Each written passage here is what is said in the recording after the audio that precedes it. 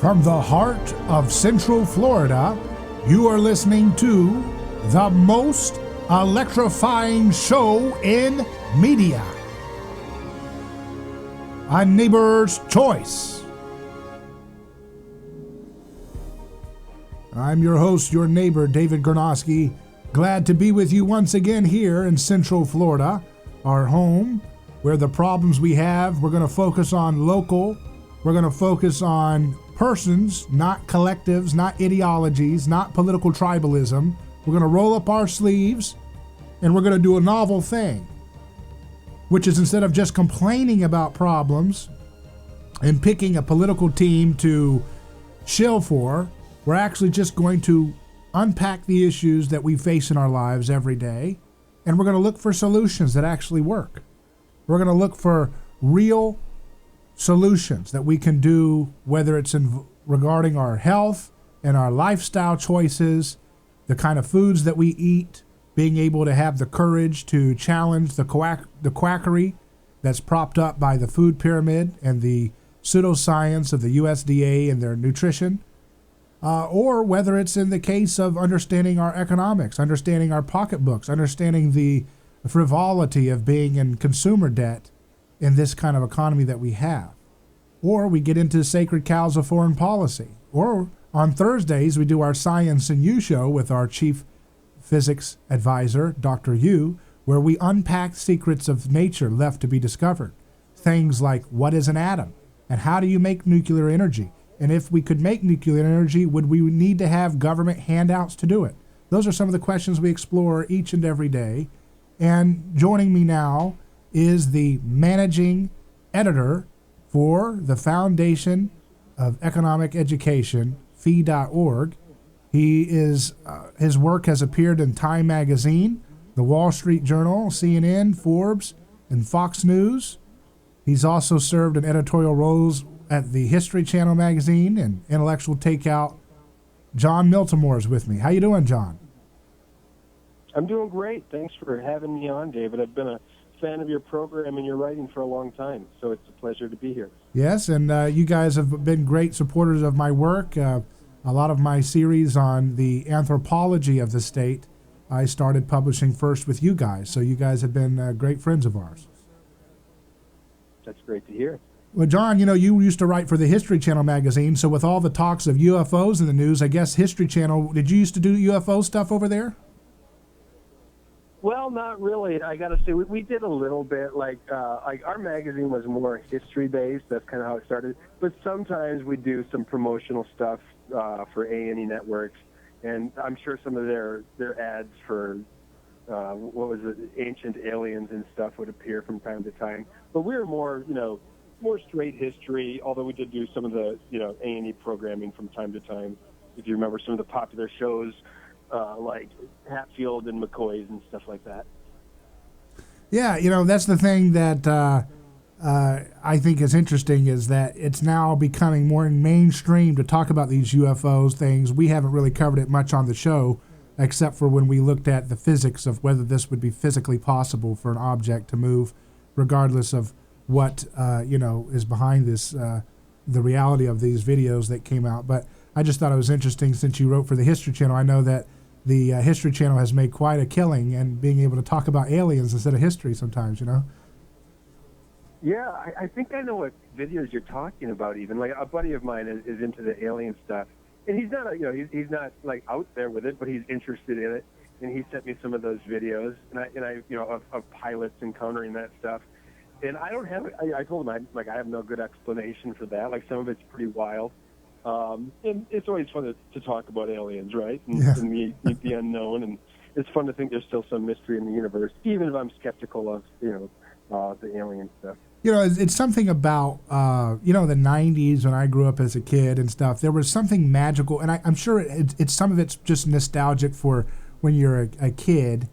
But there's also something about the time of the 90s too that probably plays a role in it. But it seems like, when you're young, the whole world is alive and filled with wonder and magic and mystery. I remember seeing a tabloid in the checkout of my store as a little kid, and they said, Bigfoot was sighted in Highway 60, and at the time when you were a little kid, it's like, oh my goodness, this look at this photo, it looks real, and you have this stuff that the whole world is filled with mystery and wonder. And I remember saying the first time I saw a Florida panther dart across the road while we were on our way to the beach as a kid, and the idea of a lion-like animal that you're supposed to see that in Lion King, but to see that run across your car in the wild while you go to the beach is exhilarating. And then also, there was a lot of talk about, oh, what are these UFOs and all this stuff, and the whole world feels so alive with wonder, and it's crackling with mystery. And I think, one of the problems with our time that we're in is that, especially our generation, millennials, for whatever reason, we've become so cynical. It's like all that wonder just got squeezed out of us, and now we're left in a kind of morass where we're just like, well, everything's corrupt, everything's rigged. It's all, nothing left for us to do but just fight over who gets what now, in a kind of nihilistic battle for power, like Nietzsche or something, Yeah, I'm technically a Gen Xer, but I very much identify with what you're saying. In Einstein, there's a great quote from Einstein talking about how, everything that is beautiful in the universe is tied to mystery. Now I'm paraphrasing, but I think you're absolutely right. Like, a world without mystery and wonder isn't much of a world, and sometimes I think today we do long for that mystery, and I think we feel the emptiness of it a little bit, in a world filled with materialism. And I think that's why some people are hoping that maybe there's something to these government revelations of these videos. They want to believe there's some magic or mystery or unknown nature to the universe, that it's not all quantified, measured, identified, sorted, categorized, and separated it like a lab experiment. That's the way we've been positioned in our culture, and it's just left us with this nihilism. It's really the ancient mystery of man, right? Like, are we alone? How did we get here? And even with aliens, at least if we had aliens, we'd find some comfort in the fact that we're not all alone in this universe. Right. Well, one of the things that I think we have to kind of cling to is storytelling. We have to have a story that can bind us together. And I know the one of the figureheads who's been a big believer and a big proponent of liberty is Lawrence Reed, Larry Reed, who has been tied with Fee for a long time, and he's got a new book out coming out soon, right? Called "Was Jesus a Socialist?" And I think it kind of gets at questions regarding the story that has been the architecture for our culture in America in the West for hundreds of years. Can you touch upon kind of the reason for this book and why this question of what does the story of Jesus mean, and is he a socialist? Is he a capitalist? What is this? That's still a question that, although not as fashionable to talk about directly, I would say actually the aesthetic of Christianity underpins so much of every single political debate in our culture. Yeah, I agree 100% with that. And, I got a copy of Larry's book, and it comes out to the public, I think, next month, early June. And I'm a couple chapters into it. And, at first when I saw he was writing the book, I was kind of, like, well, who thinks Jesus was a socialist? And now I'm beginning to see what Larry was getting at, because in the last couple months alone, I found myself in these conversations with both, Christian relatives, and just Christians on social media, and I realized that Christian socialism is really a thing again, and I think it probably stems from the fact that culturally the socialist movement is sort of picking up steam again, and I'm a Christian libertarian, so I look at this as sort of like a sort of fevered madness. I don't understand where they're coming from. And I'm trying to build some bridges. Like, I don't want to, just say, oh, you're just a crazy socialist. I want to try to understand their mentality and their thoughts. But to me, my personal worldview has really come together. I was a Christian before I was a libertarian, but my Christianity has been sort of grown from my libertarian ideas too, and they really come together, which is kind of why Larry's book is so good. Right. It presents all of the biblical history and arguments that kind of help form this Christian libertarian worldview of mine, and it seems so simple to me because it's about voluntary action, and can we imagine Jesus trying to enforce or use force to coerce people? And to me, the answer is no. Throughout Scripture, we see Jesus again and again. He sought people who followed him. He didn't force anyone to do anything. Right, and it's one of the things that's at the heart of, again, so many of the cultural and political debates that we're having in this country, whether we're Christian or not. It's baked into our atmosphere, and that's why there's such an appetite for folks like Jordan Peterson and the so-called intellectual dark web. These folks who are trying to talk about there's no sense making, there's no myth, there's no story that binds us together. Well, I understand why that's the case. It's because of Christianity, and they don't understand that yet. But I mean, they do on an unconscious level. But we're wrestling in the fishbowl of Christianity, whether we're Christians or metaphysically on board with the claims of the traditional Christian faith or not. We're in the universe, the aesthetic, I call it the ethic and the aesthetic of Christianity. That means the art, what are the values, what are the standards of beauty that we esteem in our culture and the way we debate things, and then also the ethics, which is, what's right and wrong, what are the proper ways of conduct that we should value in a culture. All of that's 100% Christianity in our culture. And because of the power of globalism, it's increasingly going to become the aesthetic and the ethic that the whole world has to wrestle with. As Paul talks about, Christianity is like a stumbling block to the wise of the world. It's like you're walking along a field and all of a sudden you stumble over something that's like a scandal, and it confounds the wise.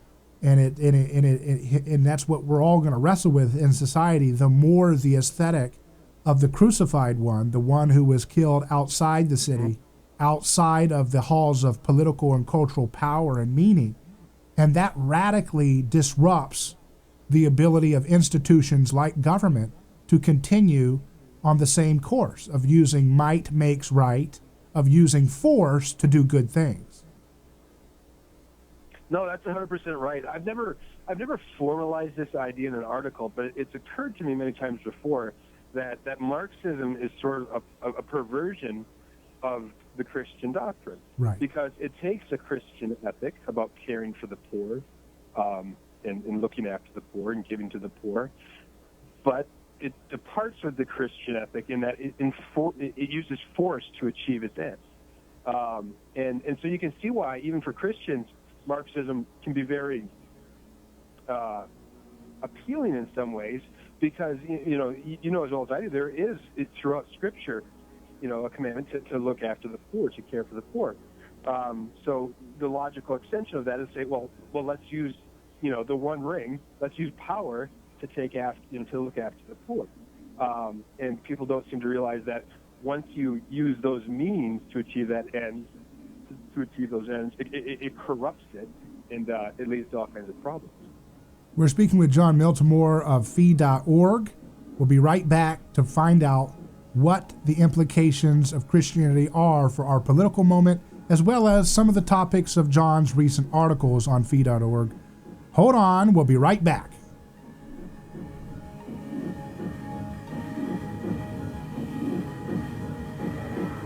A lawsuit is a devastating process for families. It can be an emotional roller coaster ride. There is a law firm in Tampa Bay that practices with this in mind. That law firm is Catania & Catania. We know and handle personal injury law for families with care. If it's an auto accident, medical malpractice, nursing home negligence, unsafe working conditions, or motorcycle accidents, the law firm of Catania & Catania will take care of the process worry-free from start to finish. Many victims don't even realize they can claim compensation for their loss until they talk to us. Catania and Catania only represent private individuals. We treat every case as if it's going to trial. Putting families first is more than just a slogan. It's our way of practicing law.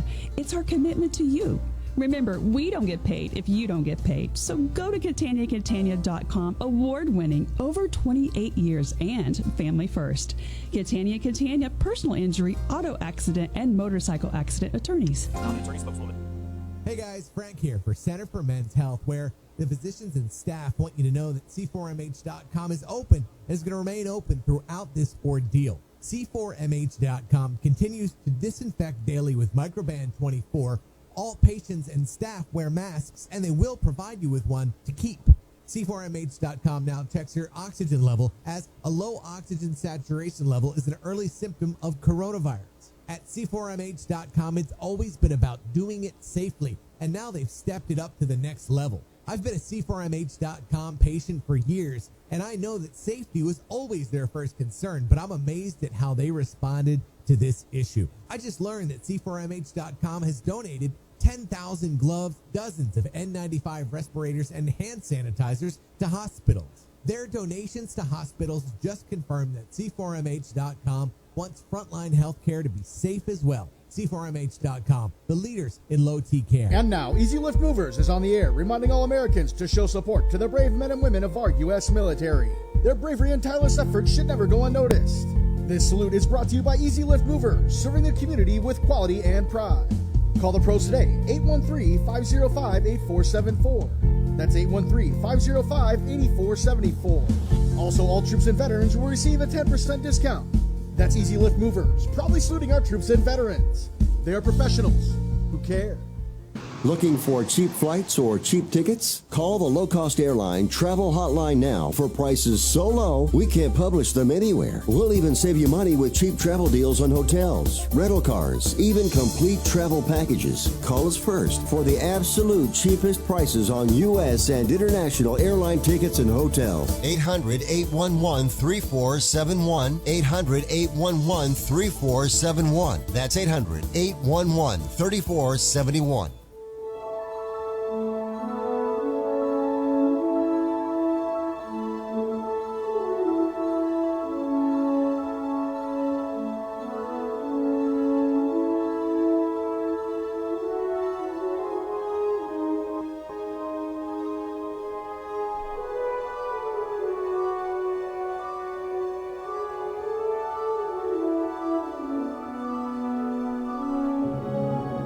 Welcome back to A Neighbor's Choice.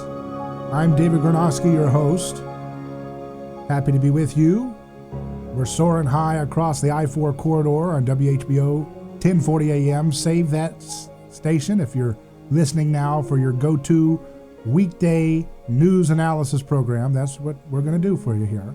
Or you can join us on News Radio WFLA if you're in Orlando, Florida, or worldwide, YouTube, Facebook, other publishers masquerading as public utilities like them, or you can join us on our podcast. We've got you covered and everywhere you want to watch or listen to our program. And we're joined now by Jon Miltimore, who's the managing editor of fee.org. And I wanted to kind of touch where we were going with that, John, about Christianity, because I'm thoroughly convinced that rational arguments, appeal to rational arguments and even rights, really doesn't have the same gravitational pull that's necessary to actually shift the culture away from its appetite for state violence and government control of every aspect of our lives. As we've seen with this pandemic, the state is going to appeal to something deeper rooted, which is in the gut level. It's in passions. It's in things like fears and loves and affections. It's in this desire to have meaning that's binding us together. In other words, it's a religion. So, John, if we continue to use the Libertarian Project as our main approach to dealing with these problems, it's fine, I guess. You can use that. But if we don't approach the problem of the state and its violence from a religious framework, which is what Christianity gives us, clearly, then we're going to be woefully ill-equipped to be able to provide a sufficient critique and a sufficient answer to the things that the state and statist culture wants to provide in us, for us, I should say. I would tend to agree with you, David. I think, there is a moral component to this, a religious component, as well. And, reason is a tool that we can use to help us, get there and see that, these things are wrong, that force, that state force is harmful. But if we do leave out the moral aspect, I think we'll, just be doing a lot of preaching to the choir, and we may not change hearts or minds. Yeah, everything you see Jesus do in the name of justice, every story he tells, it's always free will plus virtue that's in mind. And you can't have one or the other. In a strictly libertarian conversation, or not just libertarians, but just in general, Western Enlightenment style argument, there's a lot of talk about free will and negative rights, like the right for government to leave you alone, not mess with your life, your liberty, your property, as a negative rights. And it's all grounded in a free will thing, not much of a question about, well, what do you do with that freedom? And then you have, let's say on the left and in some conservative circles, a lot of talk about virtue. The left, they act like they're not about morality, but they're totally about morality. They're all about, we've got to care for the least of these. We need free college for everybody. We got to have free health care for everybody. We got to have a total violent overthrow of our energy sector and hand the keys back to the same bad actors, but they're going to do wind farms now. So they have a lot of morality and a yearning for justice built into everything that they're screaming for, but there's no free will on that side, right? So what has to happen is, I think the winning solution is a conversation and a movement that's all about virtue, but it's tied into free will, right? You've got to allow for human beings to choose virtue voluntarily, just as God does not force himself upon us. He does not create coercion to get you to obey, but rather he respects the ultimate freedom that he has, that we're made in his image, right? And if we're made in his image, he respects that and has to allow for our freedom to make the choice, to make the leap of faith towards virtue and self-sacrifice.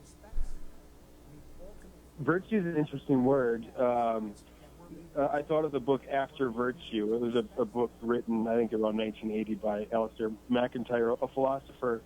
I think he was at Notre Dame. The title tells you the idea, After Virtue. And it's sort of implied there that we're living in a society that no longer really accepts the idea that virtue exists.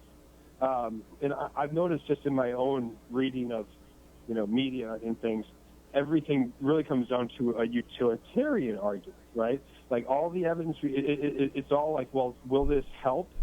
We look at the results. We never look at the means we employ in any of this. We're looking at the results only. And the problem with that is you can kind of find results you want, right? We know how statistics can be used.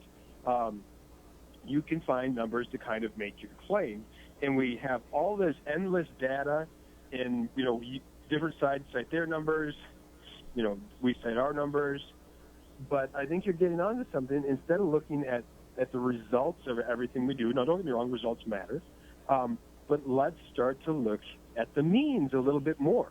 And if we look at means, we can show that if you're using unjust means, we shouldn't be doing it. Right. Yeah, and what happens is politics obfuscates the ugliness, the sausage making of law, right? We all say, there should be a law for that. Yeah. There should be a law that you can't pollute. And it's like, yeah, okay, well, what does that law look like? It looks like sacrificially stealing and sacrificially shaming, sacrificially destroying businesses through the imposition of aggressive force. It looks like destroying entire sectors of the economy and also actually preventing real clean energy solutions from coming to the fore. I think it's interesting this Michael Moore produced movie came out, Planet of the Humans. Have you seen it or heard about it? I've heard of it. I have not seen it yet, but I've heard it's actually pretty good. Yeah, it actually rips apart every aspect of the fake green energy industry, and Al Gore and every one of them, and it shows that every one of their solutions are not only dirty fuels, even though they're pretending to be clean fuels, but they're funded and going to be benefited the same folks who are part of the problem. And the dirty fuels of traditional energy are actually behind a lot of the green energy movement. So the movie is still trapped in nihilism. It doesn't have any real answers, but it still is honest in actually identifying how superfluous the green energy's so-called solutions for planet problems and the environment really are. And it goes back to this principle, though, that John, I think what happens is when we say, okay, Jesus is going to be my private religious guru, or I want to have archetypes of Jesus and be psychologically like Jesus, but not really let it touch everything else in life. If we want to play that game, we're going to continue to spiral into chaos, because Jesus was talking about a political order. He was talking about a way of governing and organizing societies without the use of force. And we will continue to ignore that role model he set for us to our own peril, because we all want to. I'm picking on the green thing for a moment, just as an example. We all want a world that's pollution free. We all want a world with energy too cheap to meter. But the only way we'll possibly discover technologies that do that are when we act like a Christ-like person, meaning we use free will, not coercion, not subsidy, not government handout, and then we practice virtue, which is, I want the world to be clean of pollution. I want the world to be clean of degradation. And so therefore, I'm going to serve my neighbor voluntarily, not to chase profit margins, but to serve my neighbor. And as a side effect, I may get profits showing that I'm doing a good job. Mm-hmm. And at some point, like I wonder if some of the onus is on us as Christians. If we haven't done a good enough job of showing the light of the Lord to people, and allowing them to freely choose the love of Jesus and to make him the centerpiece of their lives. Because I think you'd probably agree with me. Culturally, no, we've really strayed from that. We have fewer people, I think. Not that it's all about going to church, but I think if you look at us culturally now, we're pretty. Few would describe us as very Christ-like. Right. Well, yeah, you're exactly right, and I think that the rise of all of these ideologies, and especially social justice, which has taken has taken the youth and their imagination by fire. It's just been a lightning rod for them in academia, which are churches themselves, of course. But in these universities, they've catechized people into a new kind of, like you said, a radical, violent version of Christianity. You can call it Marxism on one level. That would be the non-woke left that are really interested in the Marxist practices or, left-wing economics. And then you have the other level, which is the identity politics. Both of those are violent imitations of Christianity, but they don't want to renounce the one thing that Christ always renounces, which is the imposition of force and violence, otherwise known in the Bible as sacrifice. When Jesus says, "Go and learn what this means," God desires mercy, not sacrifice. And what we want is mercy via sacrifice. I'm going to sacrifice the rich, and that will get the mercy to the poor. I will sacrifice economic freedom for the billions of dollars in wealth in the free market to provide mercy to the planet, right? Or to provide mercy to whatever the issue is.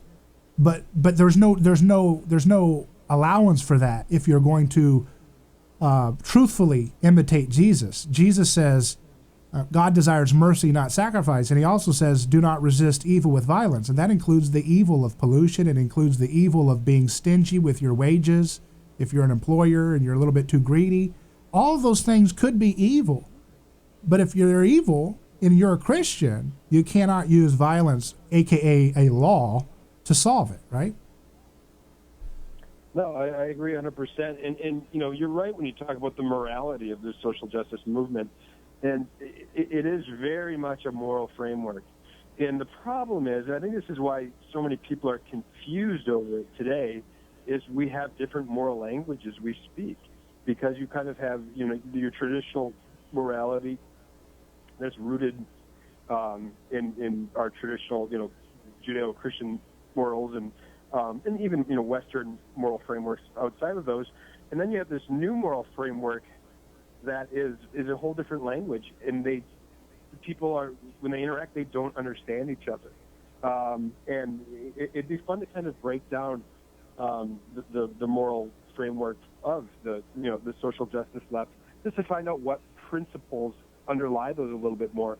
I've been meaning to have conversations with some of my friends that are of that persuasion, and just ask them, okay, like what, give me, 3 important morals you have.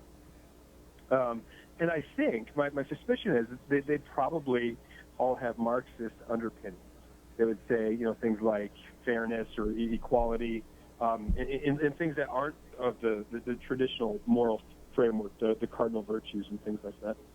Right, but even those values, like you were suggesting, are borrowed from the Christian imagination, because it's the Christian revolution that creates the hospital, where you have universal care of anybody, no matter what your class is, your family lineage, your pecking order in society. Hospitals, the idea of universal care, is a Christian thing that's created because of the story of God and the ultimate good residing in the ultimate scapegoat, the one who's abandoned, the one who's wrongly accused, the one who's left naked to die in the trash dump outside the city. That radically is like a nuclear bomb on the imaginations and mythologies of all world cultures that experience it. And it doesn't happen overnight. Yeah, I agree 100%. Yeah. Like I said, it's almost like Marxism is kind of a perversion of the Christian ideal. Right. It takes love for the poor to a degree that is kind of, where we believe this so much we're going to use any means necessary to make a more equal society. Right. As opposed to more conservative philosophies, which tend to be more about preserving traditional hierarchical structures mediated by sacrifice. That would be more of a throwback to the pagan orders of the world prior to the entrance of Christianity into the world. You see what I mean? So basically, the debate between conservatism and leftism is basically a debate between classic sacrificial paganism or Christian imitating sacrificial paganism. That's the flavor that we've been presented the choices in. Let's continue with Jon Miltimore, managing editor of Feed.org, as we unpack the religious underpinnings of some of the things we're seeing in the headlines and some of the debates that we're having in politics. I'm David Gornoski. You're listening to A Neighbor's Choice.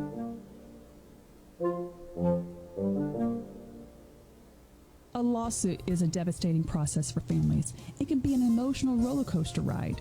There is a law firm in Tampa Bay that practices with this in mind. That law firm is Catania & Catania. We know and handle personal injury law for families with care. If it's an auto accident, medical malpractice, nursing home negligence, unsafe working conditions, or motorcycle accidents, the law firm of Catania & Catania will take care of the process worry-free from start to finish. Many victims don't even realize they can claim compensation for their loss until they talk to us. Catania & Catania only represent private individuals. We treat every case as if it's going to trial. Putting families first is more than just a slogan. It's our way of practicing law. It's our commitment to you. Remember, we don't get paid if you don't get paid. So go to CataniaCatania.com, award-winning, over 28 years, and family first. Catania & Catania, personal injury, auto accident, and motorcycle accident attorneys. Tampa Bay Nightlife TV is Tampa Bay's #1 video entertainment guide. For over 10 years, Tampa Bay Nightlife TV has been providing you with the inside scoop on local concerts, events, comedy shows, bands, bars, restaurants, and nightclubs. Before you make any plans, check out TampaBayNightlife.tv. And don't forget to get up, get out, and live it up. Are you tired of high cable TV rates? Sign up for Dish today and get a $500 bonus offer while supplies last. Plus, lock in your price for 2 years guaranteed. Call All American Dish, your Dish authorized retailer now. 800-818-3967. 800-818-3967. That's 800-818-3967. Offers require credit qualification, 24-month commitment, early termination fee, and e-auto pay. Restrictions apply. Call for details.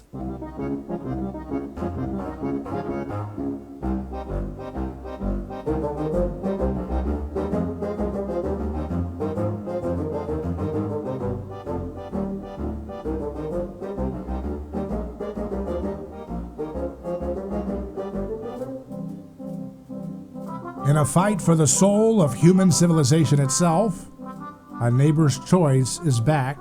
I'm David Gornoski, here with Jon Miltimore, who's the managing editor for fee.org, and we're unpacking the religious element, the things that appeal to our guts, the things that appeal to our passions and desires as the real meat of the matter as it pertains to our political debates and the headlines we see. So we're going to go through some of those headlines in just a moment with Jon, who is writing great articles at fee.org, and kind of get some takeaway lessons using the toolkit that we're exploring. First, Jon, I wanted to ask you, this is something I've been asking different folks. Do you believe that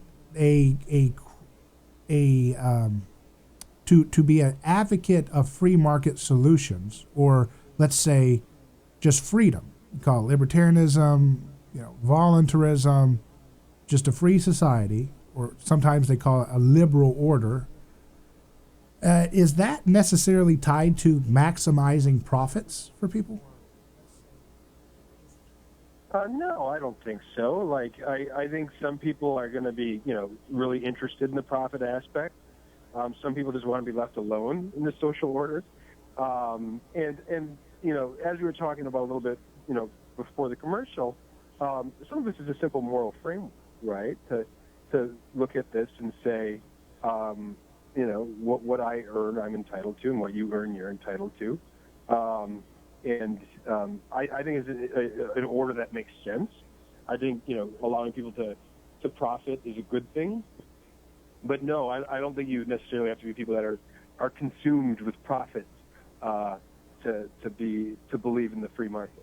See, I think a lot of it is actually the opposite functionally, because I've been exploring this issue, and I talk about it on almost every show, because it's I think one of the key missing stories that is not getting enough attention during this pandemic, which is the work that a friend of mine, Dr. Michael Lasanti, has been doing in Salford University using FDA-approved generic antibiotics, namely azithromycin, known as Z-Pak, and also doxycycline, another generic antibiotic, and he's been using them to deal with killing senescent cells.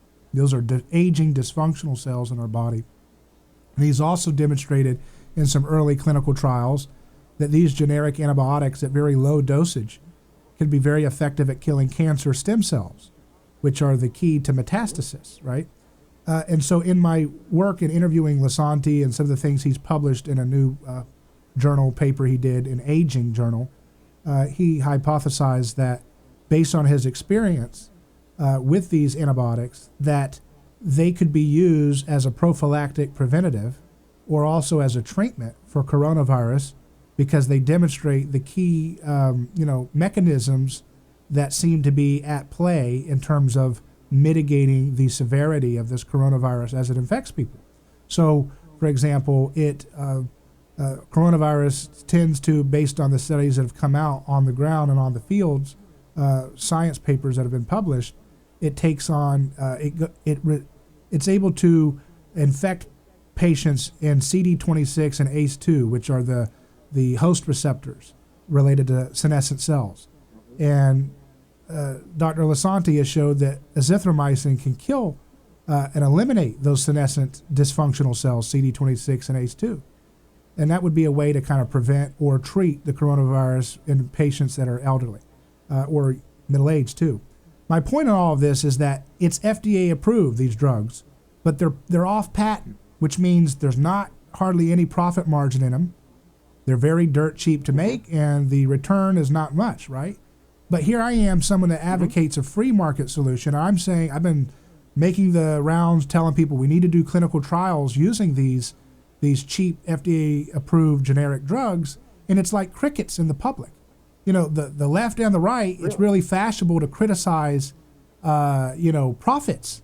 But then when you see the media and their groupthink, they're pushing only patented drugs. Like there's a few drugs that have been touted in the public that are nice, conveniently patented, which is not really a market function, right? That's not something, that's government imposition in the market.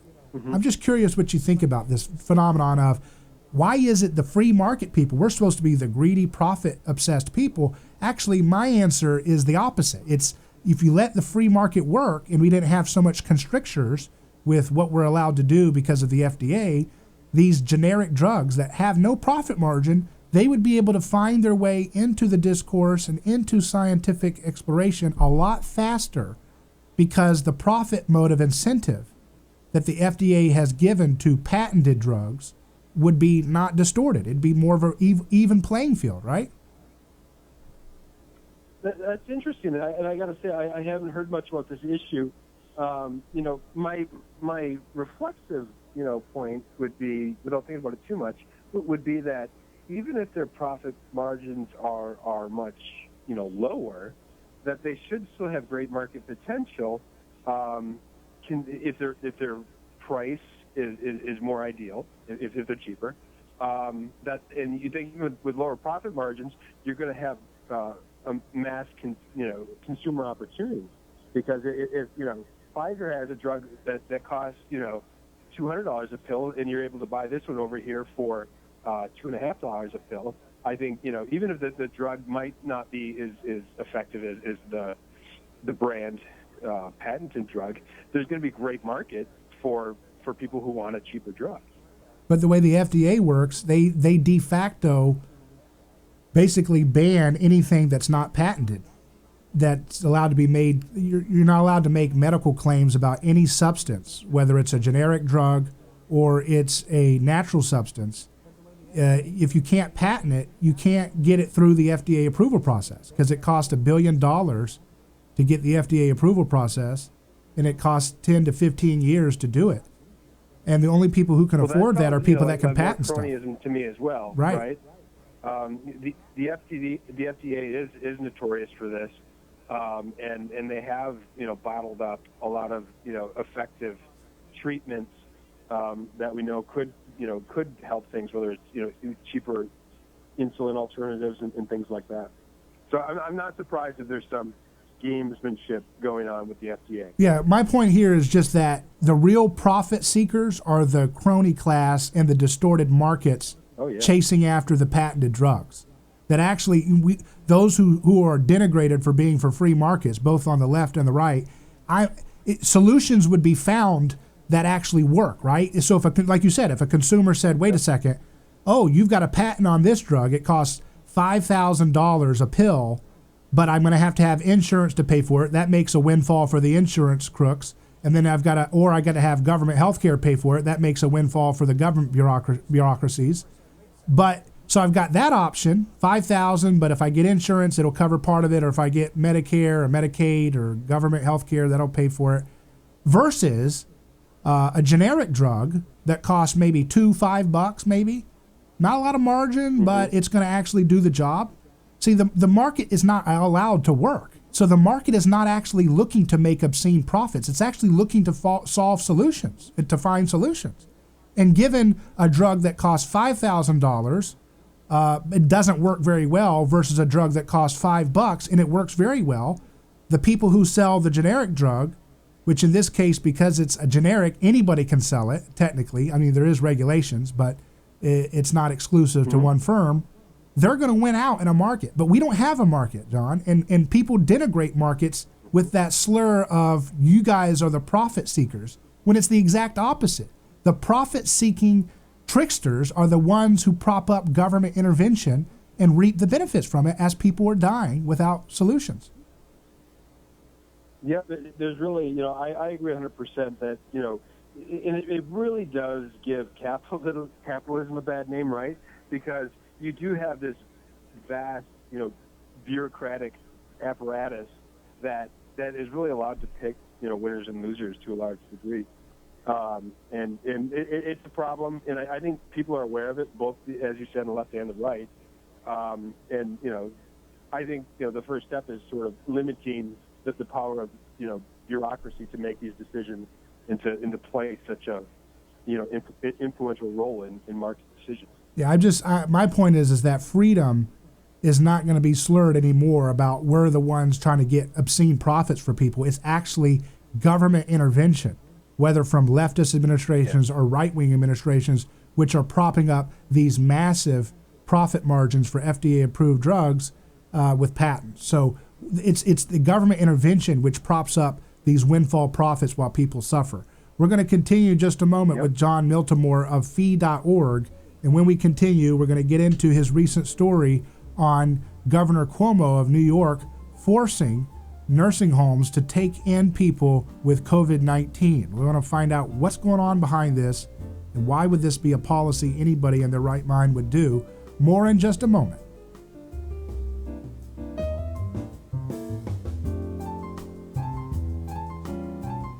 A lawsuit is a devastating process for families. It can be an emotional roller coaster ride. There is a law firm in Tampa Bay that practices with this in mind. That law firm is Catania and Catania. We know and handle personal injury law for families with care. If it's an auto accident, medical malpractice, nursing home negligence, unsafe working conditions, or motorcycle accidents, the law firm of Catania and Catania will take care of the process worry-free from start to finish.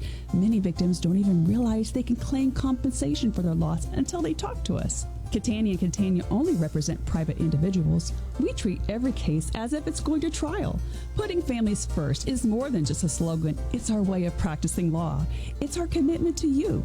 Remember, we don't get paid if you don't get paid. So go to CataniaCatania.com, award-winning, over 28 years, and family first. Catania Catania, personal injury, auto accident, and motorcycle accident attorneys.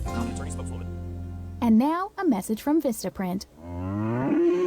This is a cow. The cow that made the milk that was made into the cheese that made Tober Dairy Farm into the talk of the craft fair. But cheese only lasts so long. The impression a small business like Tober Dairy Farm makes can last much longer, with the right business card to back it up. And now Vistaprint is introducing free shipping on all business cards in any quantity. That's right, free shipping on any card, any style, any quantity. Plug your information and logo into hundreds of fresh designs tailored to your type of company, or upload your own original layout. Pick from paper stocks like matte, glossy, or uncoated. You can even upgrade to a unique touch like rounded corners. The choice is yours. The time is now. I said now, not cow, Farmer Tober. For a limited time only, get free shipping on all business cards in any quantity at Vistaprint.com with promo code 2828. That's promo code 2828 at Vistaprint.com. Vistaprint. Own the now. Coronavirus is threatening the entire world. Could you protect you and your family? Even getting tested can cost you up to $3,200 out of pocket. Would you be able to afford that for you and your family? Well, free Obamacare will cover and protect today. New insurance may cost you nothing. Zero premium plans are available. If you've lost your job, you must call 877-652-0244 or text VIRUS to 919191 or log on to freeobamacare.com. Call us today. We'll get you enrolled, get you qualified coverage to protect you from not only this outbreak, but day in and day out sickness and illness. Our plans cover visits, testing, emergency and urgently needed care, medications, and more. Now more than ever, you need to act now and call now. No long lines, and we can get you coverage today. That's 877-652-0244 or text VIRUS to 919191. That's 877-652-0244.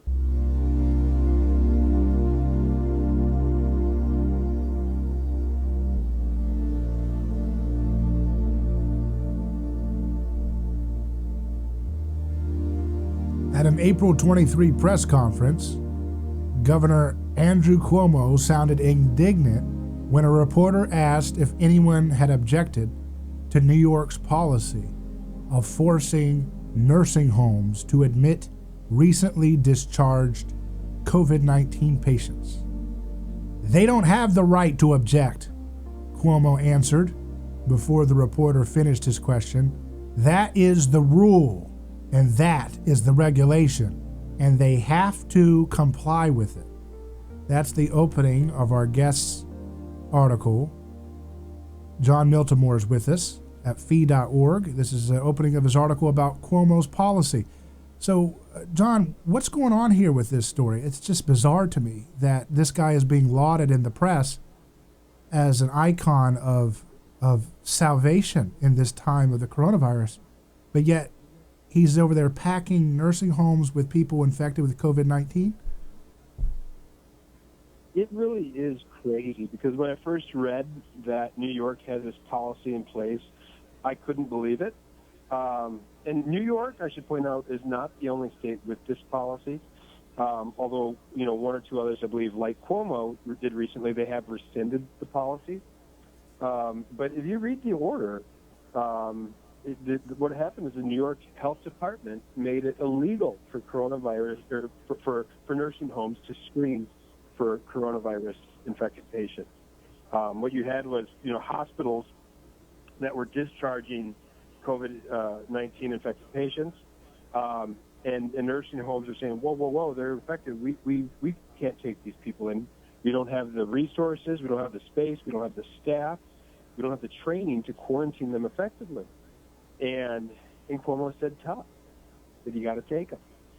And his administration will contend, we didn't really force them because if they couldn't take them in, we had, a policy in place where they had, X, Y, Z, steps they could follow. Talk to the nursing homes, and they'll tell you that we had really no choice. We had to admit these patients, and it placed these populations at risk. It's really crazy because the one thing we know about COVID-19 is that you have to keep it away from, elderly populations and people with compromised immune systems. Those are the people that this is really tough on. And this policy, said, like Cuomo said, tough, you got to take them. Is that one of the reasons why the death rate of this virus has been so high in New York, perhaps? That's a great question. And actually, I wrote a follow-up piece today. And Cuomo is he might have rescinded the order, but he's really defended his state's policies, nevertheless. Now, New York has had about 5,300 patients in nursing homes die. That's actually a pretty small percentage of its overall, COVID-19 fatalities, which is probably different sites have different numbers for that, but New York's official numbers are about 20,000. So we're looking at about 25% of the New York's COVID-19 fatalities are in nursing homes, which is actually a little below average. It's actually about most states have about 1/3 of those are in nursing homes. My state, Minnesota, for example, about 80% of deaths are in nursing homes. So, I think Cuomo is not wrong when it's really unclear how many people died because of this order. We don't know. But as far as the policy goes, it's a disaster of a policy. They really had no business telling nursing homes, you've got to take these patients. And you point out this has something to do with Hayek's fatal conceit. What do you mean by that? Well, in the article, I pointed out, I truly don't understand what would possess somebody to think this was a good idea. I was trying to understand. Now, granted, New York's in a tough situation. They were hit hard by this virus. They needed people. They had to put people somewhere. And I think the easiest solution was, okay, well, we'll put them back in the nursing home. And Hayek would not have been surprised by this. His fatal conceit is that people think they kind of know what's best. And the truth is, in this situation, the businesses knew what was going to happen. The trade associations knew what was what was going to happen. They warned Cuomo about this. They said, "Don't do this. It's going to get a lot of people killed." Cuomo knew better. He thought he had the answer here. He didn't realize that these other these nursing homes and the trade associations had a lot more local knowledge than he did, and they were able to predict what was going to happen. But the whole idea of Hayek's fatal conceit is they think they know best, and what you have are people who run systems and governments and bureaucracies who make these decisions, thinking they can improve on the social order of things, and what they end up doing is oftentimes making things much, much worse. Yeah, and I want to leave with one more article you wrote. We've just got a couple minutes here, but just get a little parting thought, because we started with reflecting on Christianity and its relationship to Marxism. And I saw this piece that you did in 2018. It says, "Why Trotsky believed it was moral to kill the Tsar's children." Why did he think it was moral to kill the Tsar's children in Russia? Trotsky, the famous Well, if you go back communist. and you read Trotsky, it goes to the point you were making a little bit about using reason to come up with, our conclusions. And I wrote that article a couple of years ago, so I'll have to try to remember. But I really what Trotsky was saying was that the difference between him and Stalin was, Trotsky really had the proletariat on his side. Stalin, on the other hand, he said was only pretending to have the proletariat on his side. He didn't truly have the proletariat's interests at heart like he did. And for Trotsky, that was enough. Like if you have the working class on your side and their true interests at heart when you do horrible and violent things, it's okay because it is for this greater good. And it was almost a childlike explanation, right? Like I really was, being genuine. I was really fighting for workers' rights. Stalin was only pretending to. It's fascinating because, as you can see there, the proletariat or the people are the god for these people. So they're saying, but Zeus was on my side. Zeus really believed that my sacrifice was noble. And this guy gave a profane sacrifice. It's like Cain and Abel. But why did you choose his sacrifice over his? That's what it's all about. And it's a perfect example, of people using any means necessary if they believe their ends are justified. And it's a scary principle. That's why we have to get the moral component of this whole question grounded in something that we can all get on board with and have above humanity so that we are all accountable to something bigger than ourselves. Jon, it's a pleasure talking to you, and keep up the great work at feed.org. We'll continue to follow your work. Thank you, David. The pleasure is mine. I'm David Gornoski. You've listened to an hour of A Neighbor's Choice. More to come in just a moment. Remember, perfect love casts out all fear.